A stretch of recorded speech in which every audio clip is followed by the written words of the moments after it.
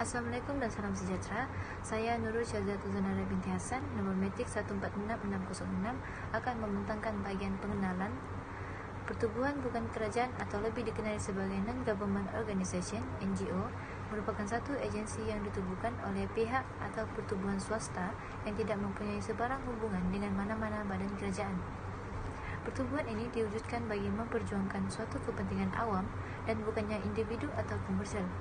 Kekuatan dan idea di sebalik penubuhan sesebuah NGO ini memberikan fokus dalam mencapai objektif yang diinginkan, seperti menyediakan peluang pendidikan dan kemahiran, memperkasakan ekonomi wanita, mengawal dan mengurus penyakit, membantu mangsa bencana alam, memperjuangkan isu berkaitan hak kemanusiaan, sosial, ekonomi, politik dan juga budaya. Garrett Clark ada menyatakan tentang penggunaan beberapa istilah yang berbeza bagi merujuk kepada NGO di sesebuah negara. Antaranya adalah Non-Profit Organization (NPO), Private Voluntary Organization (PVO), atau Intermediate Organization (IOS) di Amerika Syarikat, Voluntary Organization (VO) atau Charities di United Kingdom, dan Voluntary Agency (VOLAX) di India. Walaupun terdapat banyak NGO ditubuhkan di seluruh negara, namun secara amnya kesemua NGO mempunyai 4 ciri utama, iaitu bersifat sukarela, bukan kepartian, bukan bermatlamatkan keuntungan dan tidak menjalankan kegiatan jenayah. Oleh itu, kesemua penubuhan NGO yang terdapat di seluruh negara adalah mempunyai fokus dan objektif yang sama dalam mensejahterakan masyarakat dan berstatus negara maju. Assalamualaikum, saya Siti Nurhani binti Azmi akan membentangkan mengenai permasalahan isu. Berdasarkan kajian-kajian lepas, terdapat pelbagai cabaran yang dihadapi oleh NGO dalam mengendalikan isu antarabangsa. Misalnya isu pelarian Rohingya. Antara cabarannya ialah cabaran kelangsungan kehidupan. Pelarian Rohingya berhadapan dengan masalah tempat tinggal dan mereka hidup dalam keadaan yang tidak selesa sehingga boleh mengancam keselamatan, kekurangan makanan dan akses air. Hal ini kerana kerajaan tidak menawarkan sebarang penempatan khusus kepada pelarian Rohingya jika ada sekalipun ia adalah inisiatif NGO itu sendiri, namun jumlahnya terhad. Kedua ialah cabaran kesihatan. Kerajaan Malaysia secara umumnya tidak memberikan sebarang kelebihan atau kelonggaran kepada pelarian Rohingya ini untuk mendapatkan rawatan secara percuma, malah akan dikenakan bayaran 2 kali ganda berbanding rakyat tempatan jika mendapatkan rawatan di hospital ataupun di klinik-klinik perubatan kerajaan. Namun setakat hari ini, keperluan dari aspek rawatan pelarian Rohingya masih belum direalisasikan dan menyebabkan NGO perlu mencari jalan untuk pelarian ini mendapatkan rawatan. Assalamualaikum, saya Naurah binti Syafi'i 147966 akan menyambung perbincangan mengenai cabaran. Cabaran yang ketiga ialah cabaran pendidikan. Secara umumnya, kerajaan Malaysia telah menyekat kanak-kanak pelarian untuk mendapatkan akses kepada pendidikan terutamanya di sekolah kerajaan. Oleh hal demikian, pihak NGO telah menubuhkan beberapa sekolah persendirian. Namun jumlah sekolah, keperluan guru, penggunaan silibus mata pelajaran yang diiktiraf oleh kerajaan Kementerian Pelajaran Malaysia menyebabkan akses tersebut menjadi mustahil untuk diakses. Tambahan pula, sumber kewangan juga menjadi cabaran kepada NGO yang terlibat. Walaupun terdapat peruntukan geran pembangunan, namun ia amatlah terhad untuk menampung keperluan pendidikan. Seterusnya adalah mengenai cabaran pekerjaan. Umumnya, kerajaan Malaysia telah menyekat pelarian termasuk Rohingya untuk bekerja secara sah kecuali mereka yang diberikan kad perlindungan. Natijahnya, simbilangan besar komuniti Rohingya yang tidak dapat mengakses kepada kad tersebut akan bekerja secara haram.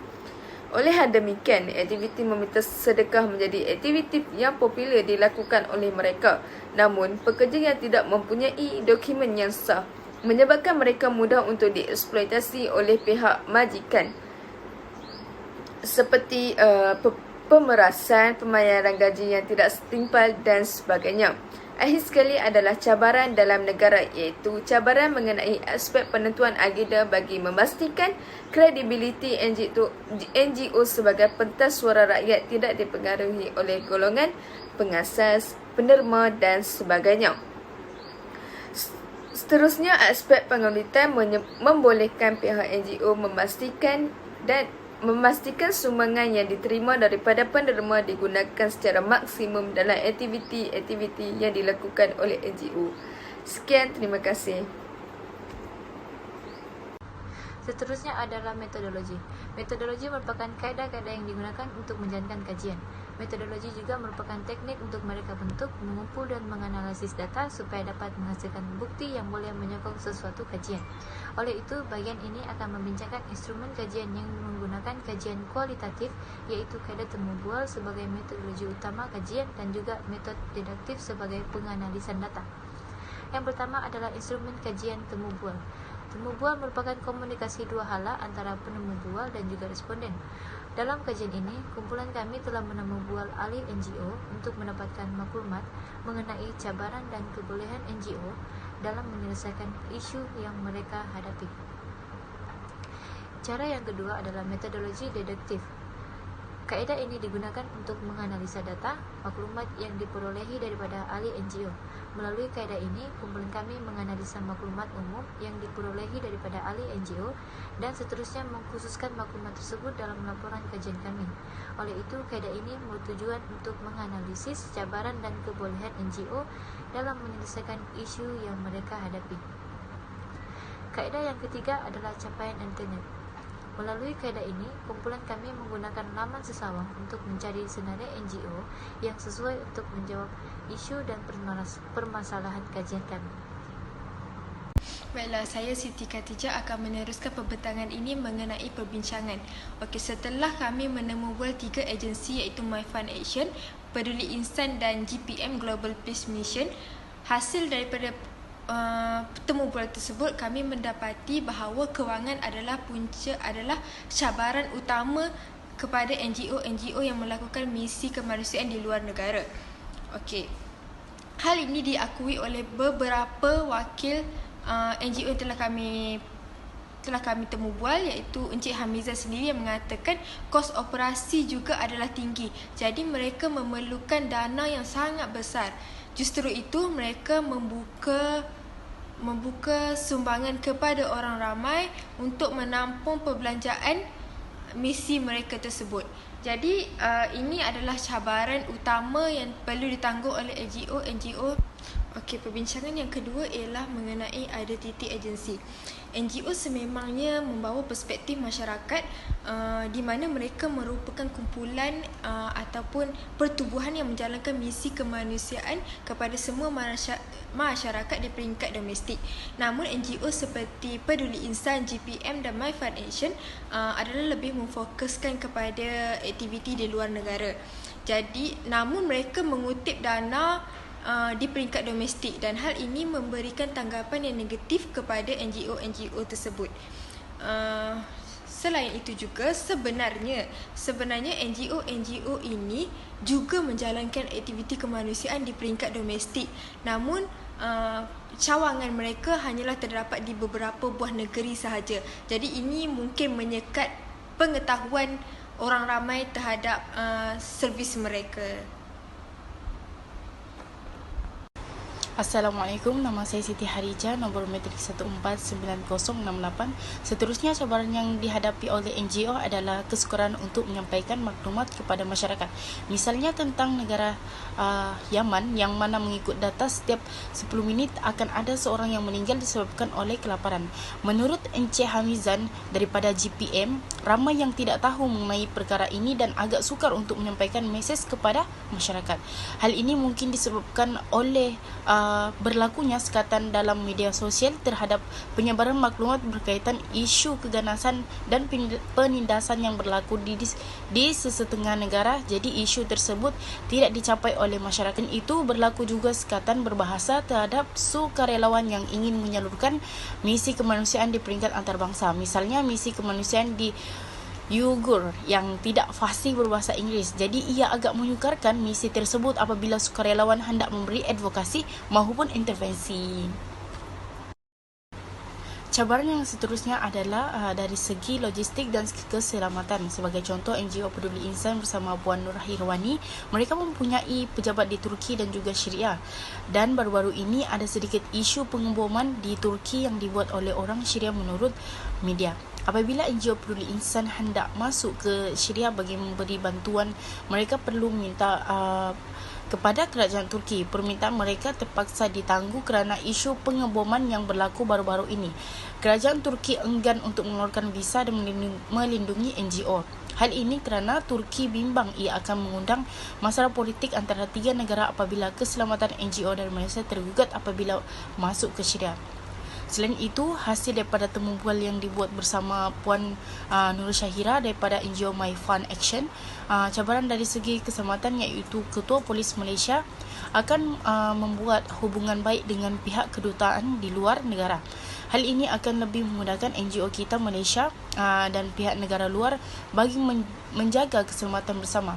Sebagai contoh, sekiranya berlaku bencana, negara Jepun akan memaklumkan kepada kita NGO My Fund Action dan NGO kita akan mengikut arahan yang dikeluarkan oleh negara mereka. Sekian, terima kasih. Assalamualaikum warahmatullahi wabarakatuh. Nama saya Nur Syarbat Aubaka. Baiklah, sekarang saya akan membentangkan pada bahagian carangan. Carangan bagi mengatasi cabaran keuangan yang dihadapi oleh pihak NGO dalam mengendalikan organisasi adalah dengan menggunakan konsep Value for Money atau VFM dan juga Return of Investment ROI. Seperti yang kita semua telah sedia maklum bahawa negara kita sedang berhadapan dengan masalah ekonomi yang tidak menentu dan proses globalisasi juga sedang rancak berjalan telah menyebabkan lahirnya ramai golongan masyarakat yang lebih terbuka, vokal dan kritikal, dan ini secara tidak langsung telah menyebabkan audien atau klien mula menjadi gairah dengan konsep VFM dan juga penaja pula akan taksub dengan konsep ROI. Oleh itu, pihak NGO perlulah mengambil langkah yang lebih proaktif untuk memenangi hati kedua-dua klien ini. Contohnya, bagi mengeratkan hubungan dan kebajikan klien-klien ini, NGO tersebut perlulah melakukan edaran seperti ucapan selamat hari lahir, perjumpaan bulanan atau mingguan, sedekah Jumaat dan sebagainya. Melalui kaedah ini, secara tidak langsung pihak NGO akan dapat memenangi heart and mind klien-klien tersebut dan lantas boleh membolehkan NGO dalam mencapai matlamat yang telah difokuskan. Dan jelaslah bahawa dengan adanya konsep VFM dan juga ROI ini, pihak NGO akan memperoleh dana yang tetap daripada klien-klien tersebut. Assalamualaikum, saya Siti Nur Hajrah binti Syaifulizan akan menerangkan bahagian cadangan komunikasi, iaitu dari segi penggunaan bahasa adalah dengan merekrut mereka yang terlibat untuk mempelajari bahasa utama setiap negara yang ingin diberikan bantuan kemanusiaan atau ingin menyelesaikan isu antarabangsa. Perkara yang dimaksudkan dengan merekrut itu adalah di mana setiap daripada mereka perlu mengikuti kelas bahasa selama sebulan atau 2 bulan seperti kelas bahasa Inggeris, bahasa Arab dan lain-lain. Dengan hanya memahami bahasa berkaitan asas tentang misi yang ingin dijalankan itu sudah memadai. Disebabkan misi yang ingin dijalankan kebanyakannya melibatkan negara dunia ketiga yang kurang mahir berbahasa Inggeris dengan hanya memahami bahasa mereka sahaja. Disebabkan itu, apabila tidak mampu untuk bercakap dalam bahasa yang sesebuah negara akan menerima bantuan itu sangatlah susah. Hal ini juga apabila sudah menguasai bahasa tersebut, setiap rundingan tidak akan memakan masa yang terlalu lama disebabkan hanya satu bahasa sahaja digunakan kerana sudah tidak memerlukan pengulas bahasa. Oleh itu, isu penguasaan bahasa ini perlu diberikan perhatian oleh semua pihak NGO yang terlibat dengan isu antarabangsa agar perkara ini memudahkan semua pihak. Sekian, terima kasih. Cadangan seterusnya adalah bagi mengatasi perspektif negatif masyarakat. Adalah pihak NGO perlulah lebih tampil ke hadapan dalam memberikan atau menyalurkan bantuan kepada golongan yang memerlukan di dalam negara kerana ramai masyarakat yang mengatakan bahawa kebanyakan NGO yang terdapat di dalam negara kita hanyalah menumpukan misi bantuan kemanusiaan di luar negara, sedangkan di dalam negara masih ramai golongan atau pihak yang memerlukan bantuan daripada pihak NGO ini.